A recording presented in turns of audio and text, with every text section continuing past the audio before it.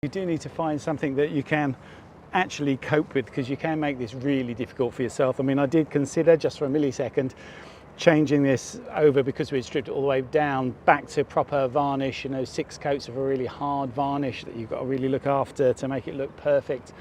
But I mean, the thing with that is, I did talk to a lot of varnish manufacturers at Metz, and they all said, really, to do that job properly, you've got to take everything off. So all these fitments, everything, all the stanchions, everything on the tow rail have to come off, so you can get that coat on. You can't just go round it, because water is seeping underneath it, and if you put that much effort into it, it's got to look good for a long time and keep on top of it. So really, it's only for a new construction you make, I think, that I would ever go back to that again.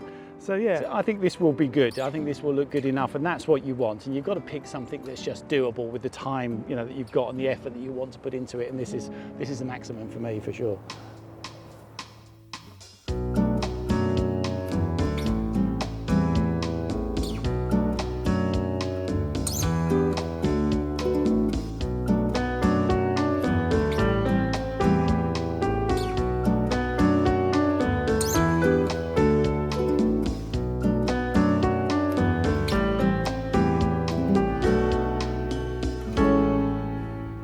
Hello and welcome to Gibraltar, and Ocean Village is as lovely as ever. Yes, it is. It hasn't always been the perfect weather, but it's been good enough to get all the varnishing done. We're pretty much a little bit to finish off.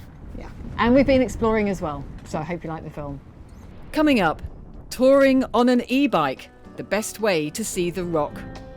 Gibraltar is rejoining the Schengen zone. What does this mean for yachties like us? And you've got to love varnishing. Really, the effort is worth it. Washing the wood ready for its protective coatings. We took all the old varnish off in the yard over winter, so it's now time to prep for fresh coats. A scrub across the grain with a soft brush and some dish soap. This is usually all I do, but in prep for the new coatings, we need some chemicals. I use them very dilute and always on wet wood. First, oxalic acid, good for stains and removing the grey oxidised wood. I then use a teak cleaner, which does a similar job, but this one's alkaline and helps to neutralise the first. Then the brightener, which restores the teak's colour. You leave all of these coatings on for 5 minutes or so and wash them off thoroughly. It all needs time to dry, so a good time to get things masked up, ready for varnishing.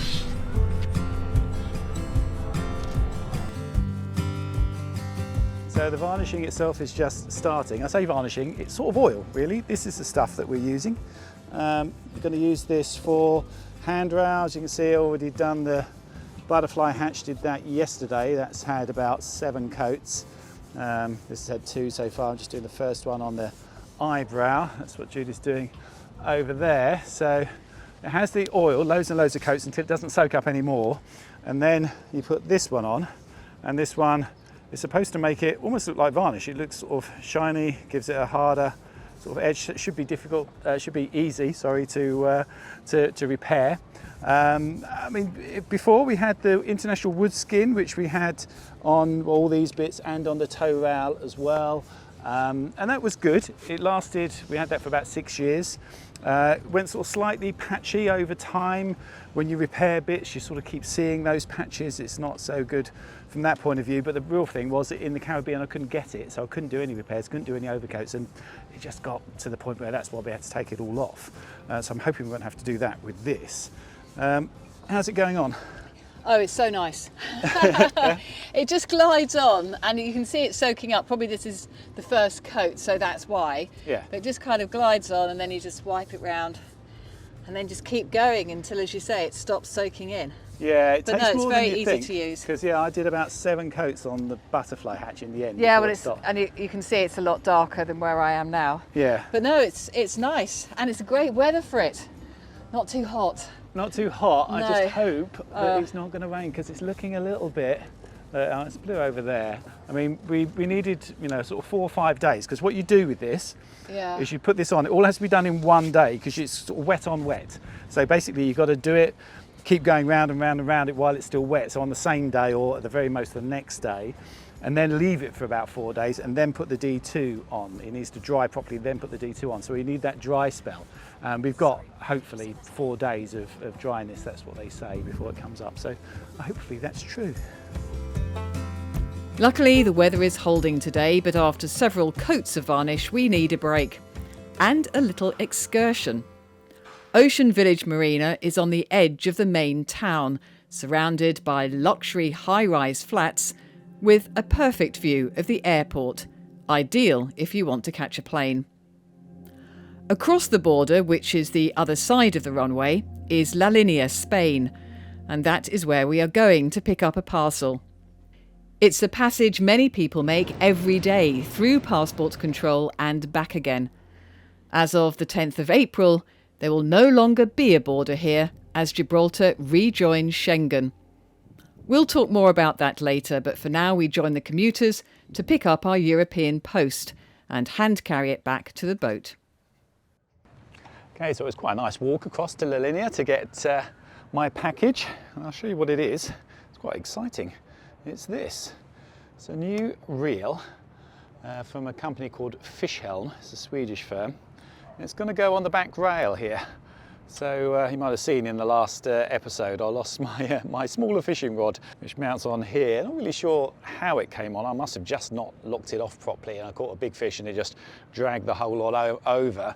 But I've been meaning to get something like this for a while. I've seen them around. This is the best design I've seen by far. It's just strong, robustly built sort of thing, and it can just sit on the back taffrail there and can deploy it really quickly whenever I want it. And obviously safe as well, because it's you know, it can't be nicked like a rod can if you're in a dodgy anchorage or something like that. You can just sit out there, it's bolted on the back. So I think it's going to be a really good thing. I'm going to fit it, see how it works. Okay, so when you order one of these, you can either get it with a straight bracket on the back if you've got a flat transom and your taffrail is straight across. Ours isn't, it's got a bit of an angle on it, so you buy the angled one. I'm going to put that on, and it'll hopefully end up fairly straight, so it pays out quite nicely when it goes backwards. So there's a code on the little thing there, so you can get everything up online. Your fitting instructions, it's pretty easy. Let's put the fair lead on. This has to go on first, so I'll do this before I put it on the back so I don't drop anything overboard. So I'll just make sure that it's done up tight, and this piece of stainless backing, which is very nicely machined, is tight against the back there. Okay, so that's nice. So that comes out to be the fair lead. Now I've just got to bolt this to the back rail. So I've decided I'm going to put it on this side, on the port side. It's the best place for it, and I've just got to find out where to put it. You just need to find a place where it's going to sit so that it's going to face as straight back as possible, because if it's at a bit of an angle, then it's not going to go on the reel so well. So yeah, I think just about there should do it. So yeah, let's get the bolts and bolted on. So I have taken the precaution of tying it on with its rope in case I drop it in the water. Get all these bolts in. You can just sit upright like that while I put them on. Got a little washer and stainless steel nut with each one. Okay, and I've put a bit of Loctite on there. That's a good idea. So I'm just going to get those loosely on and then swivel it around to where I want it, which I think is about there. I think I'll do this now. Basically, if this is further up like that, then it's going to wind onto the spool a little bit tighter. If it's horizontal, that's normal. A little bit further down, it'll go on there a bit looser. We're going to be going quite slowly, so I think I'll have it just up from horizontal, so it does it a little bit tighter. I'll tighten those up in about that position. Yeah, I think that's it. So I want to get that straight back.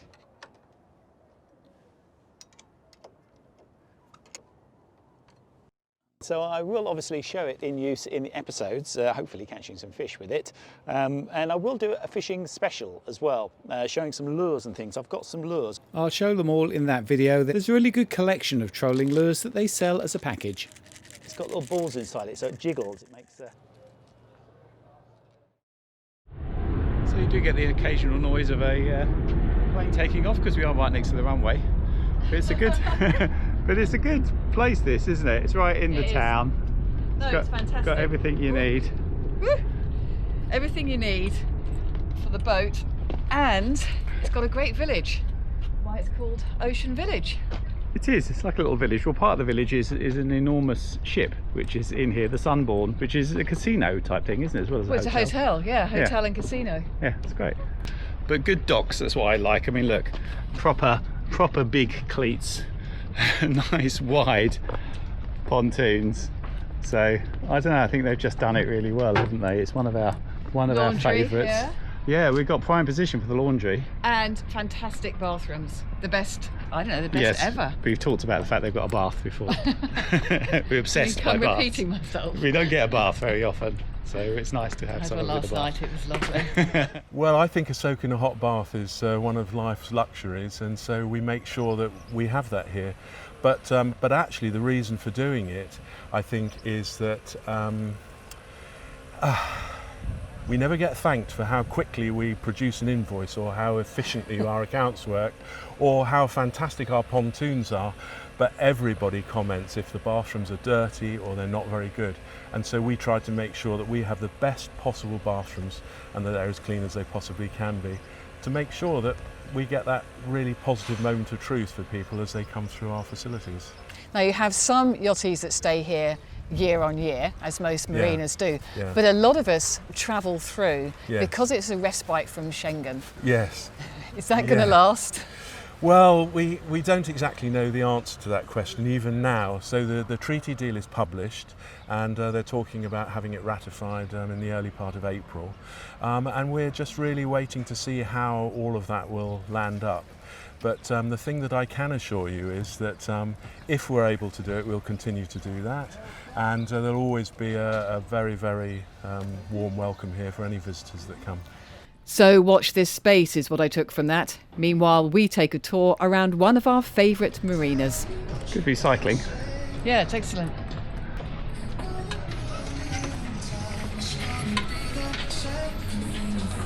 This is O'Reilly's. O'Reilly's Irish pub. Everyone knows O'Reilly's. If you want to meet anyone in Ocean Village, they always suggest this pub. You do. Spring is in the air. The tourism season is just starting.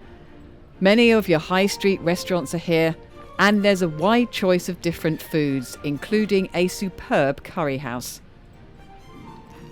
Across the road is the arch to the old town and the main square, where we visited many times before. But today, this is just a short work break to get some lunch.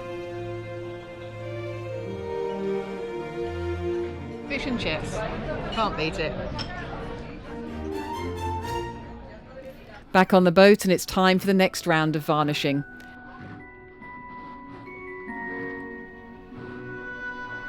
It is a labour of love, and you know what? We quite enjoy it.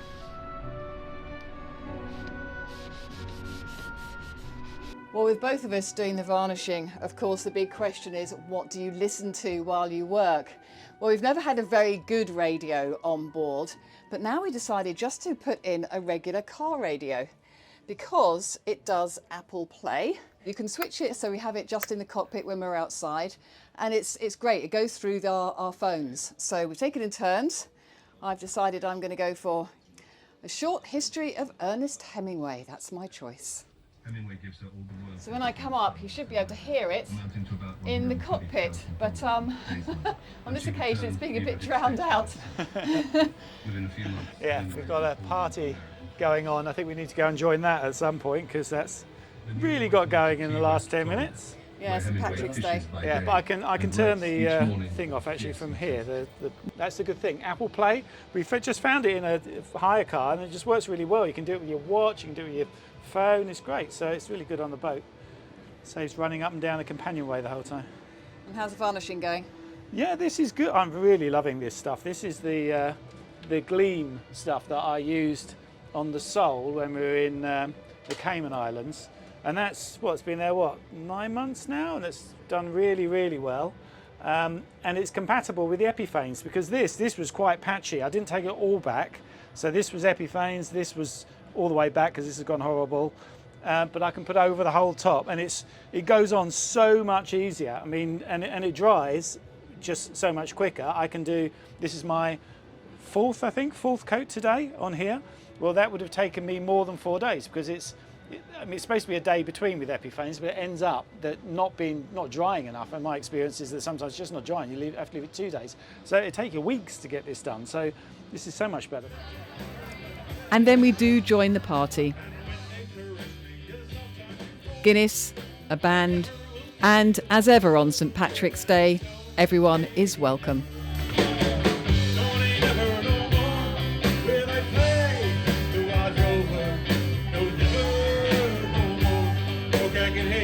Your search will be very soon.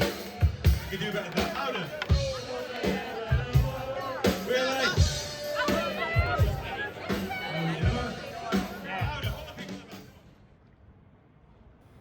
3 days in, and we're on our 4th coat of D2. It's looking good, but as you can see, the clouds are gathering.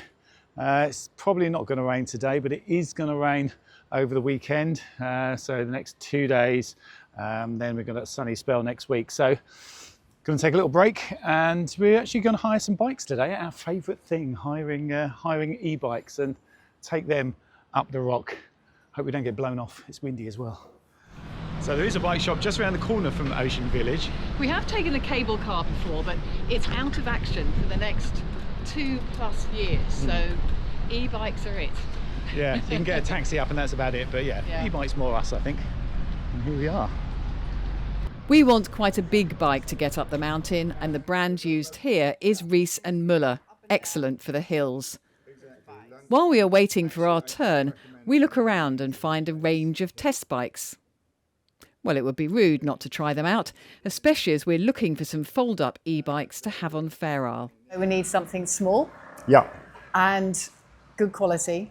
yeah. What would you recommend? Brompton, which Yep. is the absolute perfect match. Now, this is a bicycle that's really been embraced by the boating community. Yes. We get a lot of visitors on boats to Gibraltar, obviously, through the year. A lot of them have Bromptons, bringing them in for a service. They've had them on board for like 20 years. Jimmy in the workshop gives them a bit of lubrication, and away they go. They're like new. This is the C-Line electric. They've now moved the motor to the back wheel. Right. And as you say, battery here on the front. I mean, that's tiny. Yeah, tiny, but you'll be amazed at the power you get out of that. Yeah.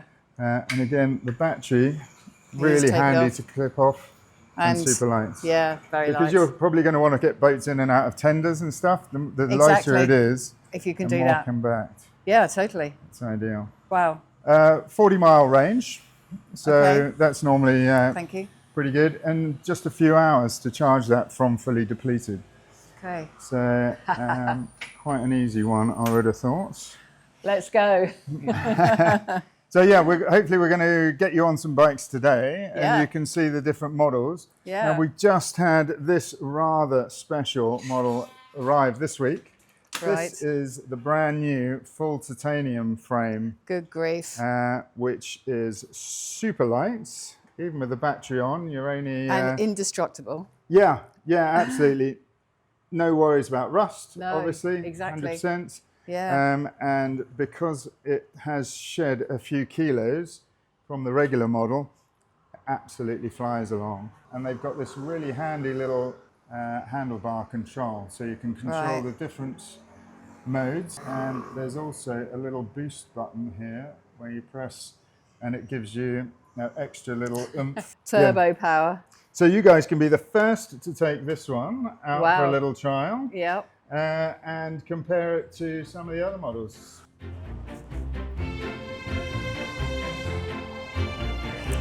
So we're off. Oh, there we go. That's the boost. Wow, it does make a difference. Oh, crikey, you're supposed to go slowly down here. I think I'm going far too fast. What a great way to travel.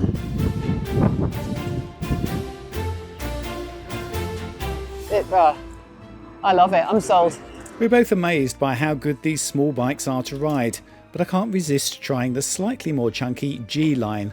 Bigger wheels and tyres, disc brakes, it's got everything. Well, that's amazing actually, because this is not much bigger. This is the G line, it's the standard C line.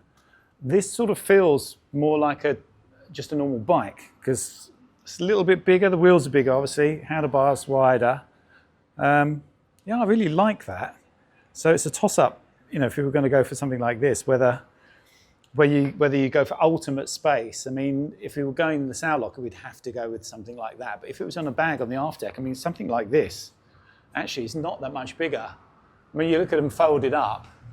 Look, see, that's the G line folded up, and this is the C line, which is, I mean, it is smaller and a bit lighter, but it's not. Yeah, how heavy is that? Still okay to lift? Yeah, it's still okay, and obviously that's with the battery on it, so you can do that separately.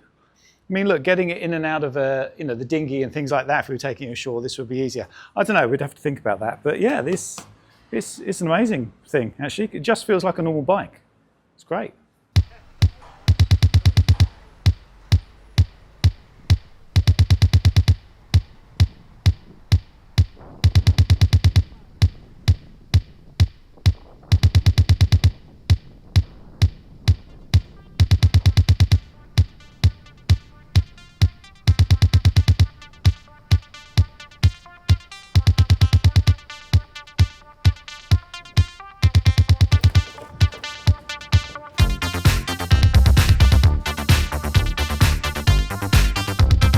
This has got to be the only runway in the world with a cycle track in the middle of it.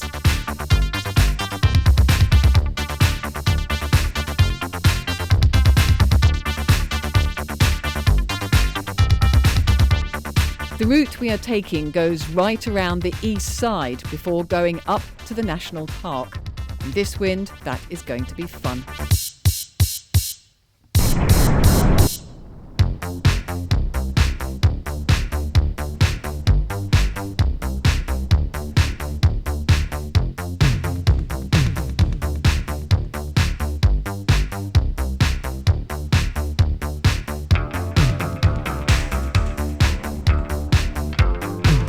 Oh, they have got some sand in Sandy Bay then.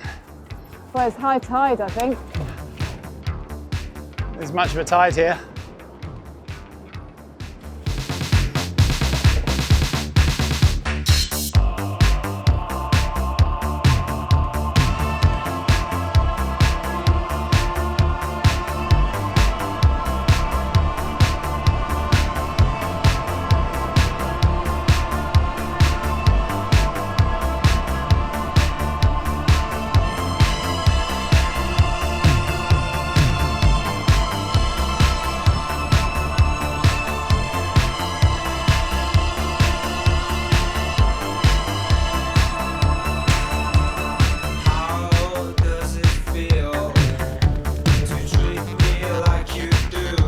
This bike's definitely got the best gears of any electric bike I've been on. It's amazing.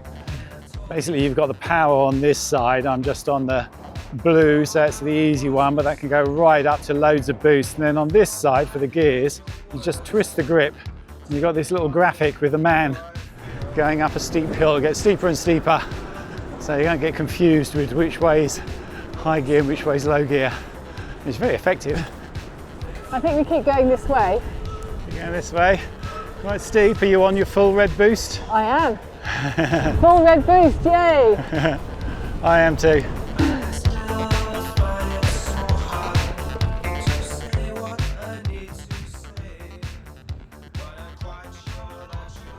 Right, so it's walking and biking only up here. Yeah, this is a national park, so it's expensive, £30 each, but it gives you access to everything, doesn't it? Yeah, and there are things we haven't seen, so Yeah. hopefully, because we haven't been here for what, 3 years? Yeah, I thought we'd done all the tunnels, but there's the Second World War tunnels And we have to go up. we haven't done. Do we go up down right here? Yeah. Do you want to go up here? Up towards the bridge, Marshall's yeah, yeah. Cave?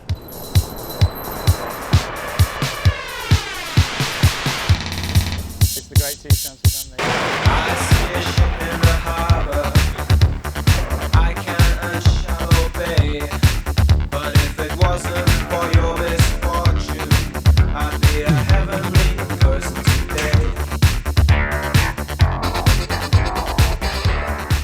big monkeys. You have a pretty face. Monkeys in the way.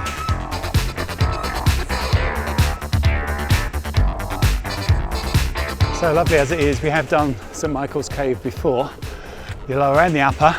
The lower is amazing, isn't it? But you have to book that in advance. There's only 6 of you. We showed that in an episode about 2 years ago, I think. It's great. But yeah, we're going to go on to what we're going to do, Second World War caves now. Yeah, they've refurbished the Second World War underground caves. So we're going there. Yeah.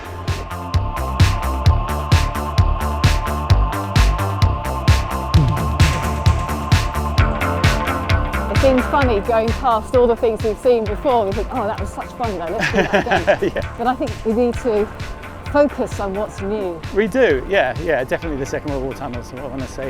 It would have been interesting to see what the Bromptons would have been like. I mean, obviously he doesn't hire out the Bromptons, No. just these ones, but I yeah. think they'd have been okay. I think they would have been fine, yeah, on Bit this. of boost. Yeah. Woo! So these tunnels are much bigger, World War II tunnels. A lot more Well, down you need there. a hard hat, do you? Recommended use of a hard hat. Pride of Place is a replica of Gibraltar's Supermarine Spitfire used to defend the convoys coming to the Rock.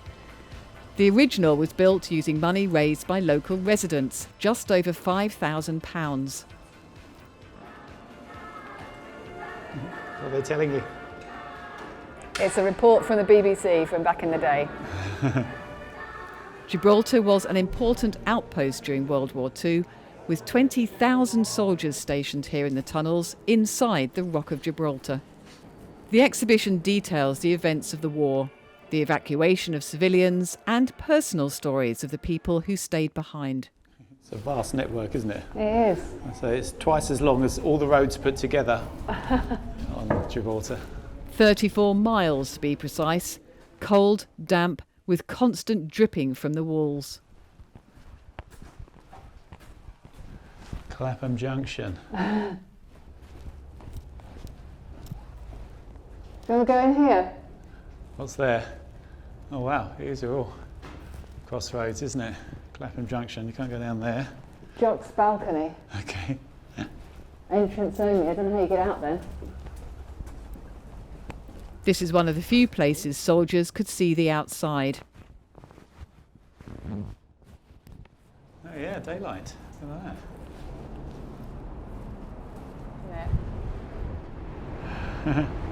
You'd have this position, wouldn't you? Looking out. Yeah, well, presumably they had guns in some of these positions. Yeah, exactly. Wow. It's bigger than you think, isn't it? Yeah. A reminder that they were here. Marked in stone. Yeah, I thought we were going to get blown off those bikes at one point because it was really quite windy. But actually up the mountain it was more sheltered than I thought it would be.